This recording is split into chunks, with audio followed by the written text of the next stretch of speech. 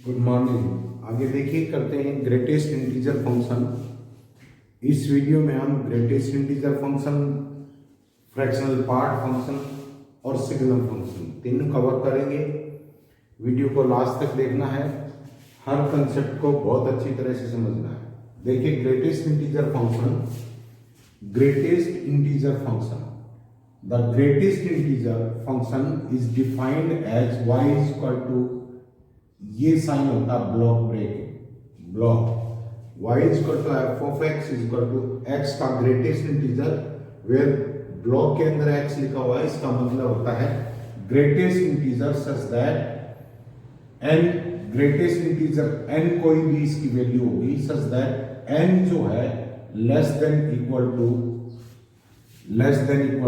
x होगा, less than equal to x होगा। जैसे देखिए नंबर लाइन के ऊपर नंबर लाइन ड्रा करते हैं, नंबर लाइन के ऊपर किसी भी नंबर का ग्रेटेस्ट इंटीजर निकालेंगे।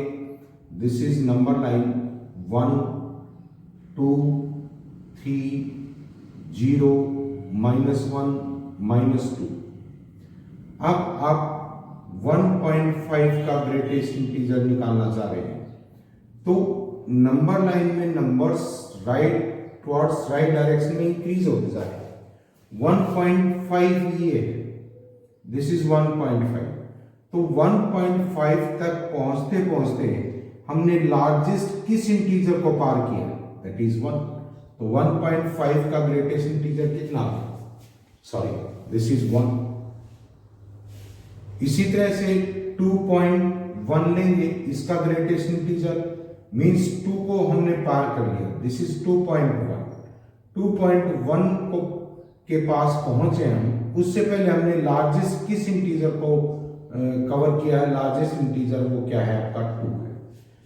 इसी तरह से जैसे ये दिस पॉइंट इज -0.5, -0.5 का ग्रेटेस्ट इंटीजर निकालेंगे तो कितना आएगा, राइट डायरेक्शन में मूव कर रहे हैं हम, लेफ्ट से राइट की तरफ जा रहे हैं, इधर नंबर्स इंटीजर्स इंक्रीज हो रहे हैं। तो -0.5 पर पहुंचे उससे पहले हमने लार्जेस्ट किस इंटीजर को पार किया है, -1 को। तो -1.5 का ग्रेटेस्ट इंटीजर कितना होगा, -0.5 का ग्रेटेस्ट इंटीजर कितना होगा, -1। तो समझ में आ गया होगा। इट मीन्स यहां पर x 1.5 है, x, लेकिन ग्रेटेस्ट इंटीजर x की वैल्यू क्या हुई, 1.5 हुई।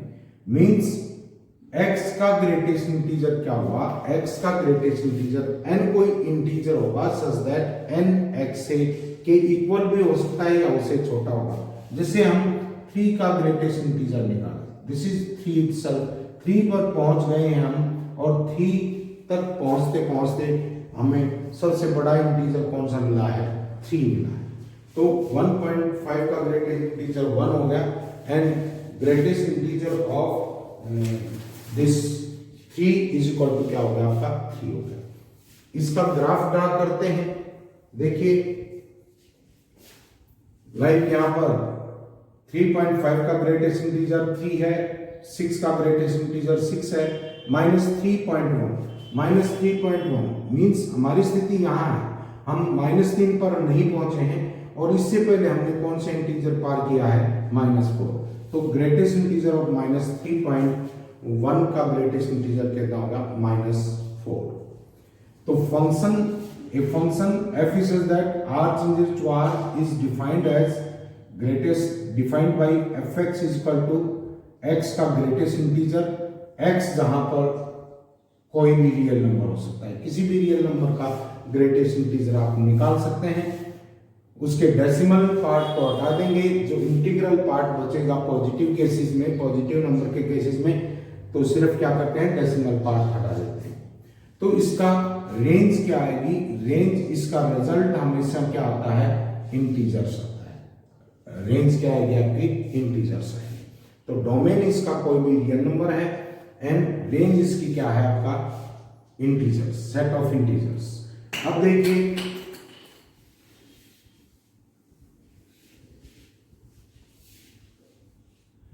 ग्राफ ड्रा करते हैं हम।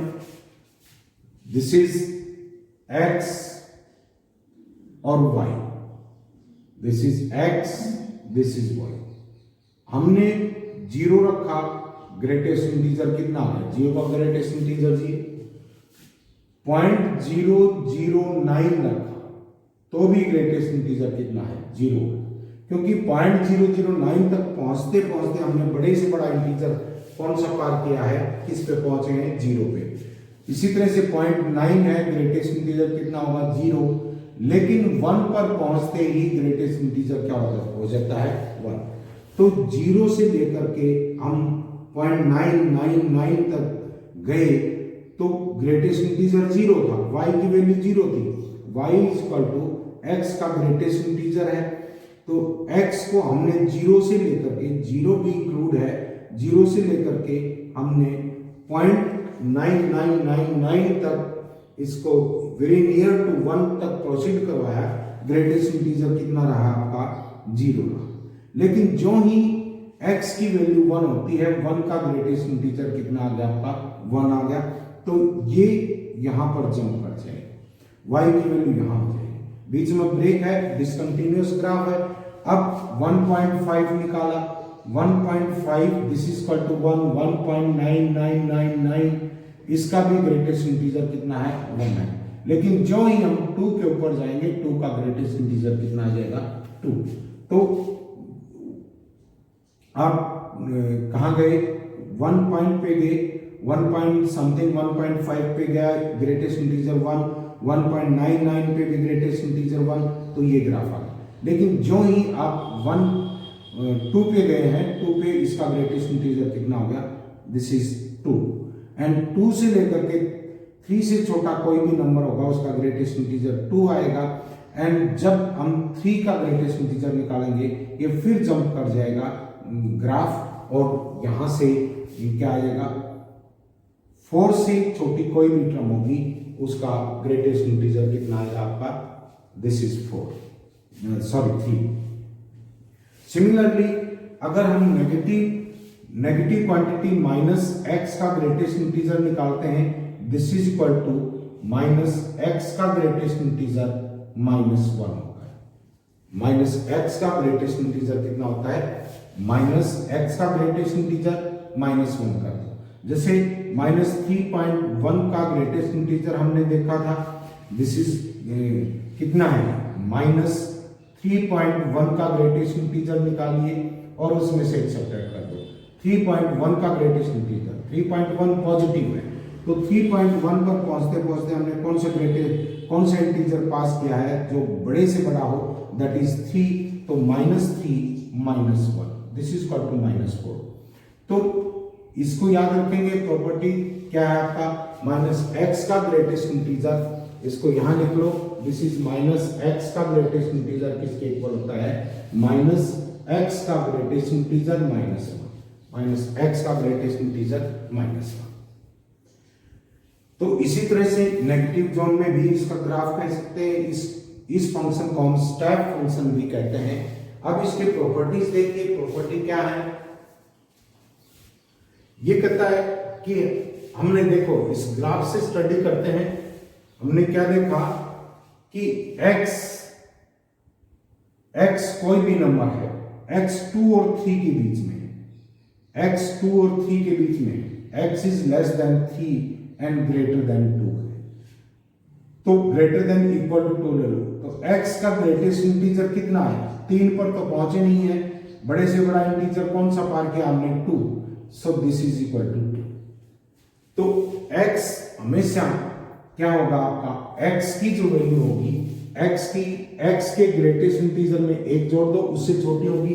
x का ग्रेटेस्ट इंटीजर कितना है? 2 है, तो x is less than 2 plus 1 and greater than equal to क्या हो सकता है आपका? 2 हो सकता है।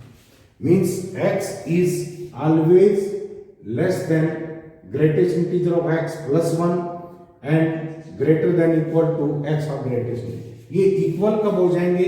जब x खुद एक इंटीजर है। x अगर इंटीजर मान लो 3 ले लिया, तो 3 इज लेस देन 3 का greatest integer plus 1 and greater than equal to 3 का ग्रेटेस्ट इंटीजर। ये तो 3 आ गया, इक्वल हो गए, लेकिन 3 का ग्रेटेस्ट इंटीजर 3 प्लस 1 4 से भी क्या होगा, छोटा होगा।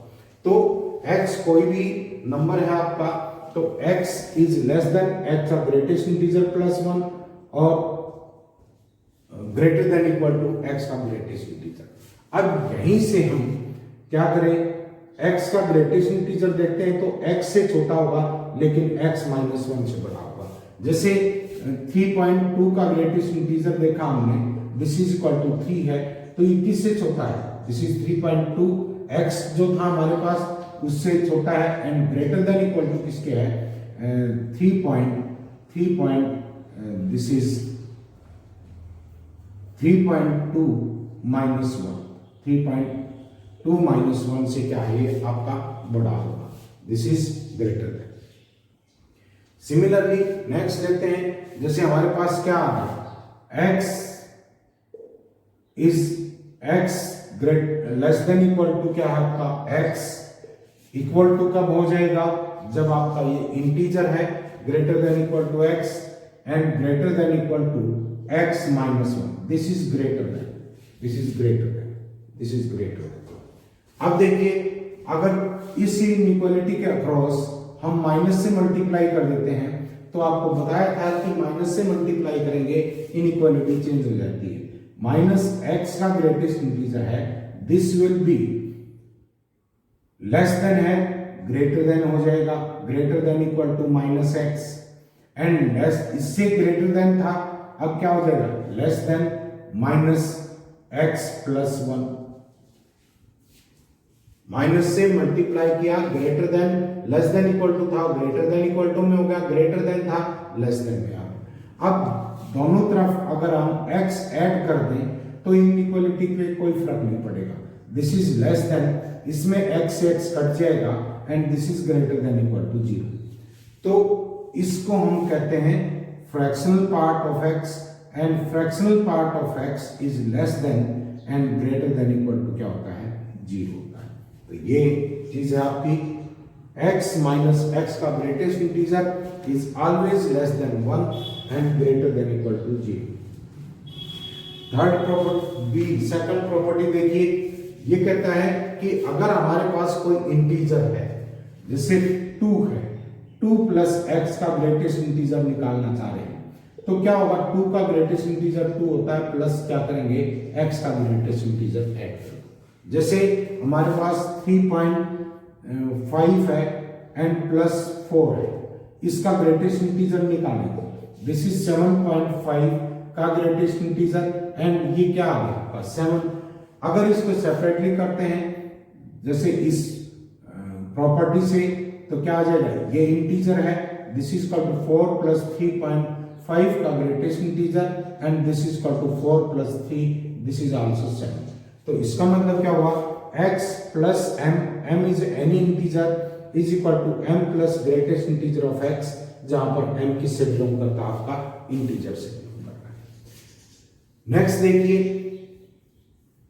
अगर x y है, x का ग्रेटेस्ट इंटीजर है plus y greatest integer, this is less than equal to x plus y greatest integer and this is less than equal to x का ग्रेटेस्ट इंटीजर प्लस y का greatest integer and plus 1।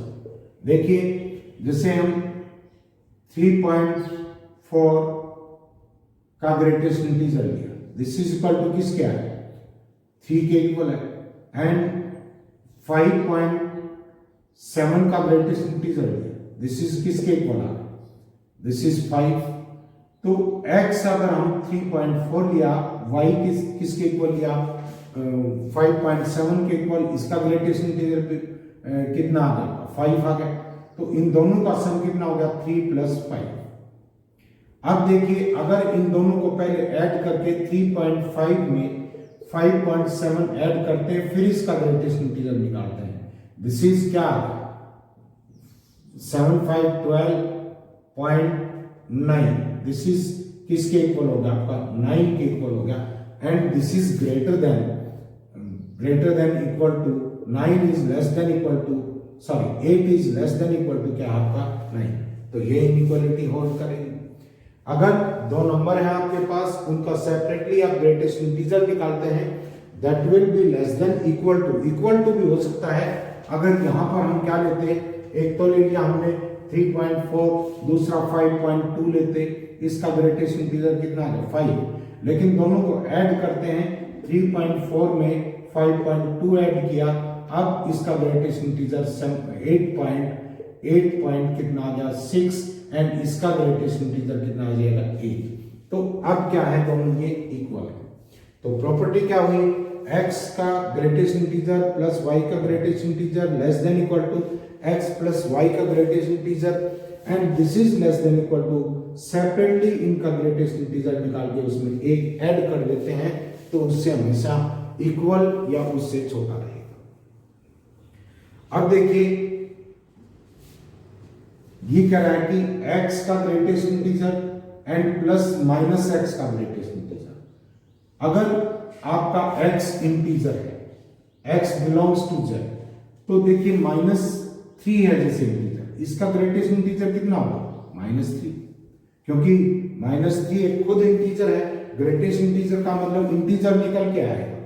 तो यहां पर ये क्या होता है आपका, दिस इज -x का ग्रेटेस्ट इंटीजर x हो गया, अगर ये इंटीजर है तो क्या आ जाएगा x माइनस x आ गया, दिस इज इक्वल टू 0।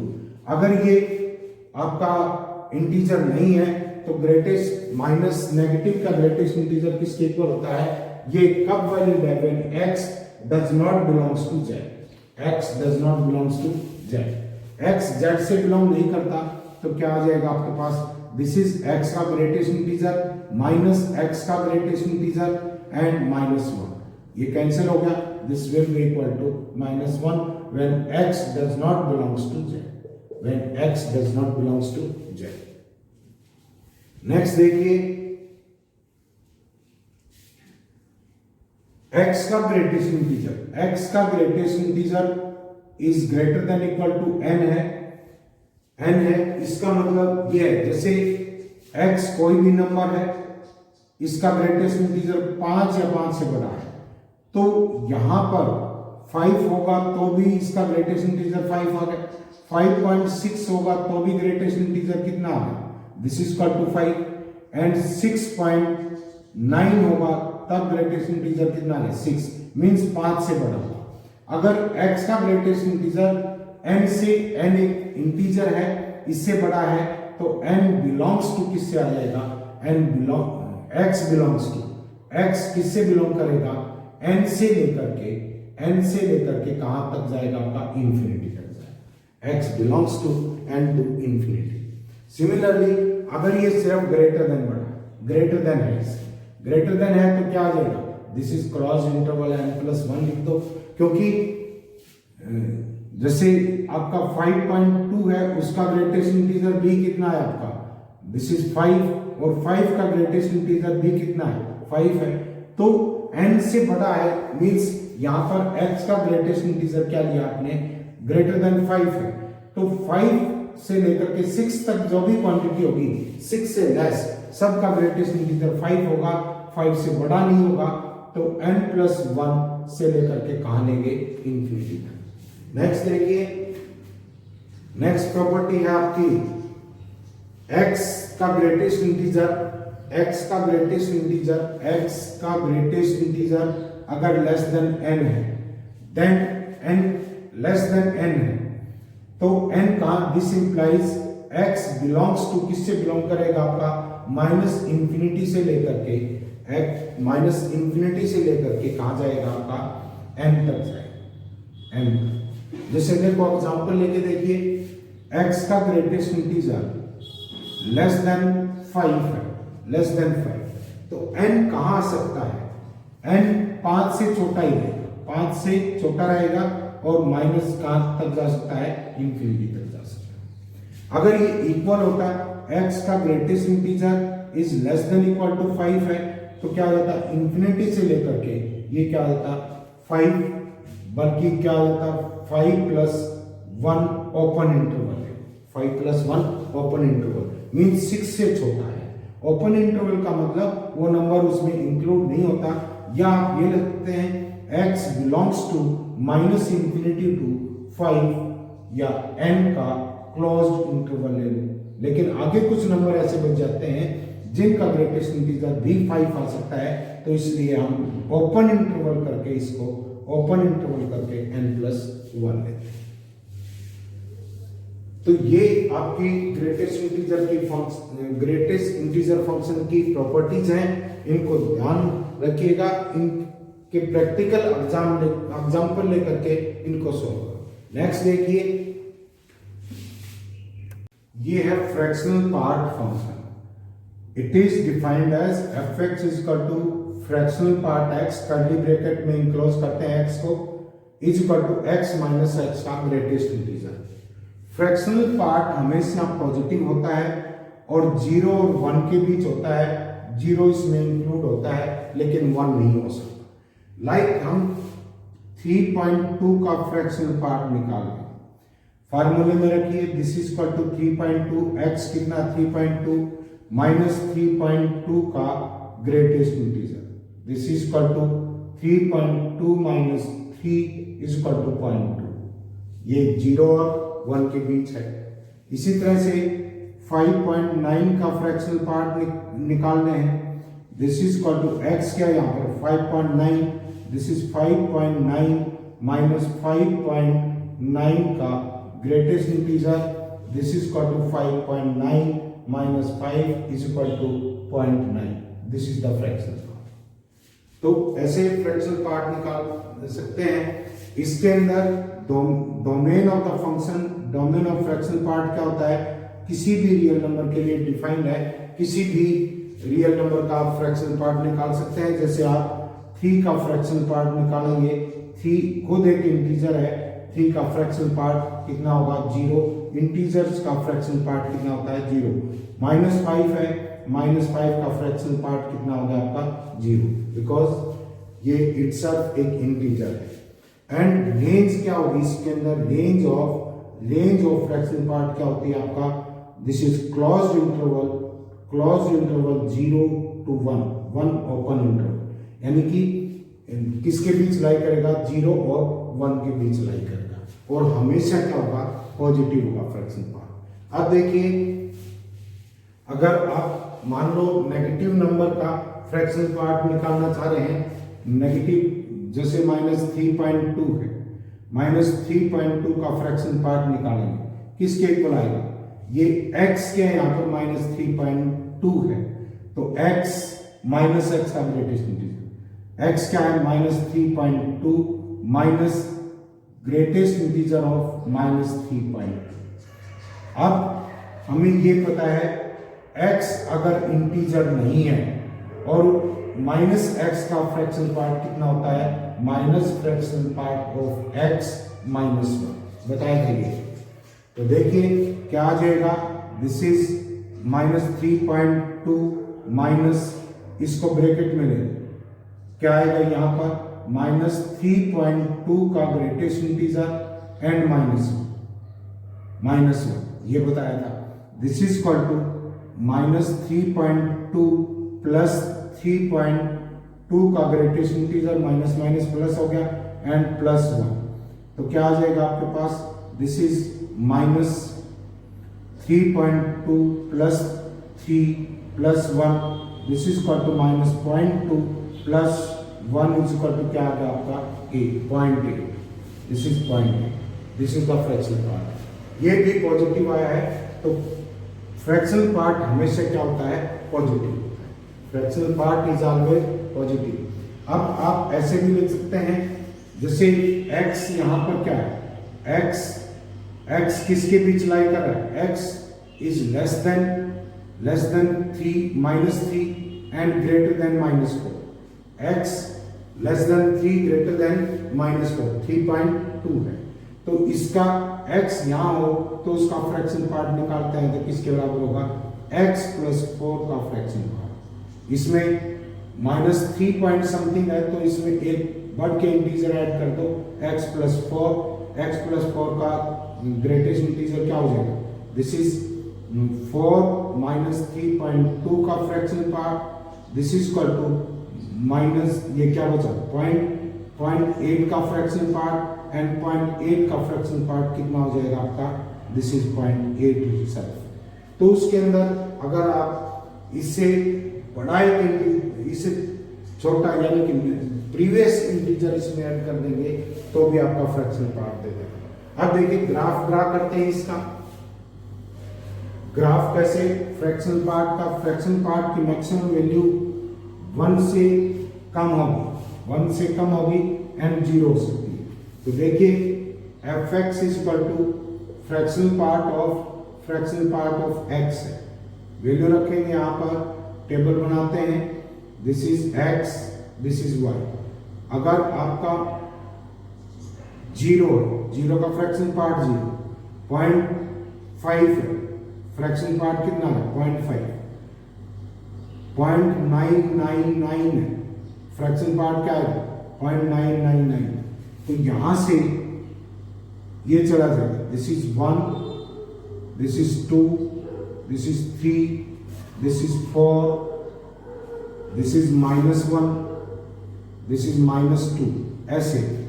लेकिन जो ही x 1 गया तो इसका फ्रैक्शनल पार्ट कितना होगा 0। तो यहां पर ये नहीं टिकेगा। x अगर 1 है तो फ्रैक्शनल पार्ट 0, फिर यहां से 0। अब आगे नंबर लिखते हैं, जैसे 1.2 है, फ्रैक्शनल पार्ट कितना है 0.2, 1.9 है, फ्रैक्शनल पार्ट कितना आएगा 0.9। लेकिन 2 पर जाते ही फिर इसका फ्रैक्शनल पार्ट कितना हो जाएगा 0। इस तरह से ग्राफ है। फिर यहां से फिर आगे और लिखेंगे, 3 से छोटे तक का सभी 1 तक जाएगा, 1 पूरा नहीं होगा। अब 3 होते ही फिर फ्रैक्शनल पार्ट क्या आ जाएगा 0 आ जाएगा। तो ये फंक्शन ऐसा है जो एक सर्टेन पीरियड के बाद अपने आप को रिपीट कर रहा है, तो इसको हम क्या कहते हैं, this is a periodic function, this is a periodic.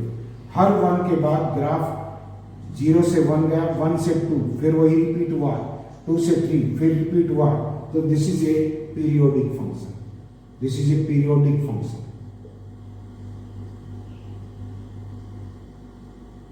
और इसका पीरियड कितना है, पीरियड 1 है, यानी कि 1 period is equal to 1। Periodic function है और पीरियड कितना इसका 1 है। So this is the graph of the fractional part function. बना के देखिए, आप बुक की हेल्प लीजिए। अब देखिए इसकी प्रॉपर्टीज क्या है। Number 1, fractional part function less than 1 होता है and greater than equal to 0।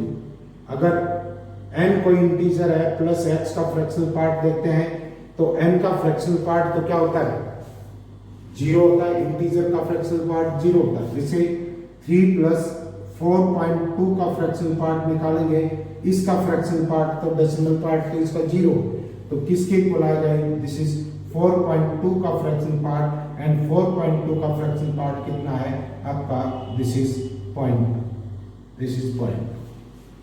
इसी तरह से फ्रैक्शनल पार्ट में उस नेगेटिव x का फ्रैक्शनल पार्ट प्लस x का नेगेटिव x का फ्रैक्शनल पार्ट ऐड करेंगे। दोनों अगर आपके इंटीजर्स हैं, x इंटीजर है, जैसे 3 का fractional part this is 0 and plus minus 3 का fractional part this is again 0, 0 plus 0 is equal to क्या आ गया 0। लेकिन जब आप ये लेते हैं x कोई नॉन इंटीजर है तो दोनों का सम कितना होगा 1। कैसे देखिए, x का फ्रैक्शनल पार्ट क्या है, x माइनस x का ग्रेटेस्ट इंटीजर माइनस प्लस इसका लिखेंगे क्या आएगा, दिस इज माइनस x का ग्रेटेस्ट इंटीजर, क्या होगा, this is x minus x का ग्रेटेस्ट इंटीजर, ये क्या आ जाएगा आपका minus x and minus x का ग्रेटेस्ट इंटीजर। इसका पता है हमें माइनस x का greatest integer when x is not an integer कितना होता है, माइनस x का ग्रेटेस्ट इंटीजर -1 होता है। तो वैल्यू रखेंगे x माइनस x का greatest integer minus x minus minus plus हो जाए, चलो माइनस ले लो एक बार, ब्रैकेट में ले लो माइनस एक्स का great integer minus one, this is equal to X minus X का greatest integer minus x plus X का greatest integer and plus one. X का ग्रेटेस्ट इंटीजर से एक्स का ग्रेटेस्ट इंटीजर कैंसिल हो गया, X से X क्या बचा, वन। तो fractional part of X plus fractional part of minus X आपका कितना होता है, वन होता है जब एक्स इंटीजर नहीं है, जीरो होता है जब एक्स क्या है, इंटीजर है। अब देखिए डोमेन बता दिया आपको, डोमेन ऑफ फ्रैक्शनल पार्ट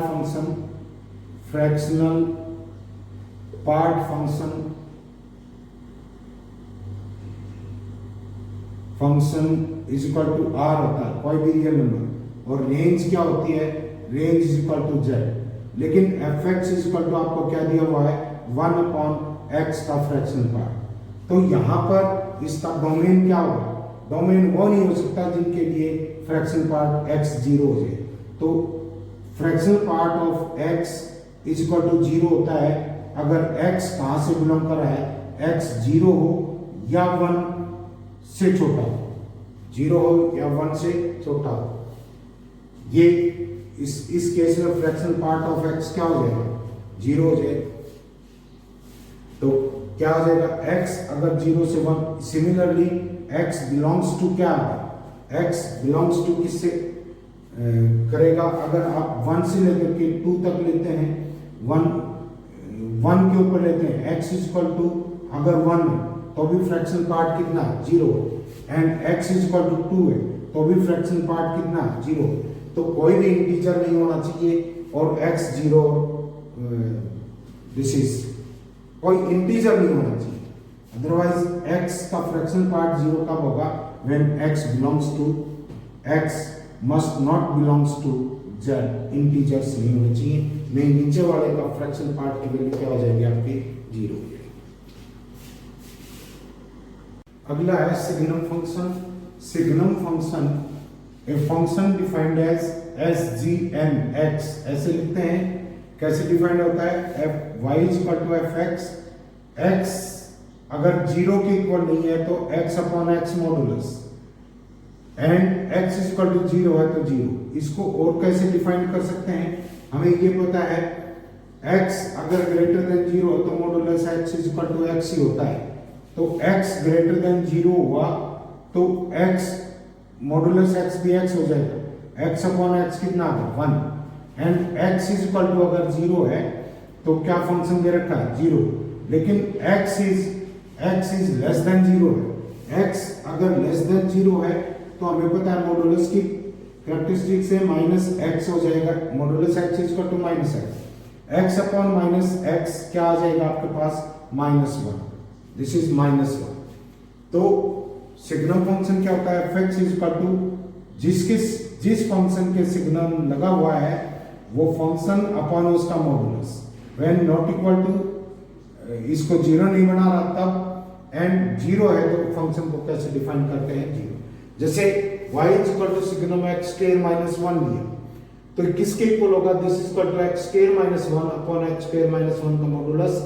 जब मॉडुलस x स्क्वायर पॉजिटिव है, modulus x is not equal to 0 and not equal to 1, अगर क्योंकि 1 के ऊपर मॉडुलस x 1 है तो ये दोनों plus minus 1, x is equal to क्या है, प्लस माइनस 1 हो जाएगा, दोनों पर ये 0 हो जाता है और 0 पर अलग तरीके से फंक्शन डिफाइन है। तो मॉडुलस x ग्रेटर देन 1 है तो पूरा पार्ट ये पॉजिटिव हो गया, तो क्या आ जाएगा, this is equal to x square minus 1 upon x square minus 1, this is equal to 1 हो जाएगा। लेकिन x modulus less than 0 less than 1 है तो ये नेगेटिव हो जाएगा, तो क्या आएगा, x square minus 1 upon minus x square minus 1, तो दिस इज इक्वल टू कितना होगा, -1, और 0 के x is equal to modulus 1 के ऊपर डिफाइंड है, दिस इज क्या आ गया आपका 0। तो इसका सिग्नम फंक्शन निकालेंगे, क्या आ गया, 1 -1 0। तो हमेशा सिग्नम फंक्शन की जो रेंज होगी, रेंज ऑफ सिग्नम फंक्शन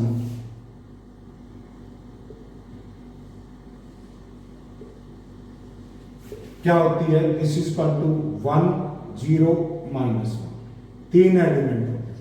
और डोमेन क्या होगा, डोमेन क्या होगा आपका, डोमेन ऑफ सिग्नम फंक्शन क्या होगा, दिस इज कोई भी रियल नंबर हो सकता है, कोई भी रियल नंबर हो सकता है। तो ये था आपका सिग्नम फंक्शन। हमने fraction part function, greatest integer function, signum function किया। नेक्स्ट कुछ प्रॉब्लम सॉल्व करेंगे, डीपीपी करेंगे इसके।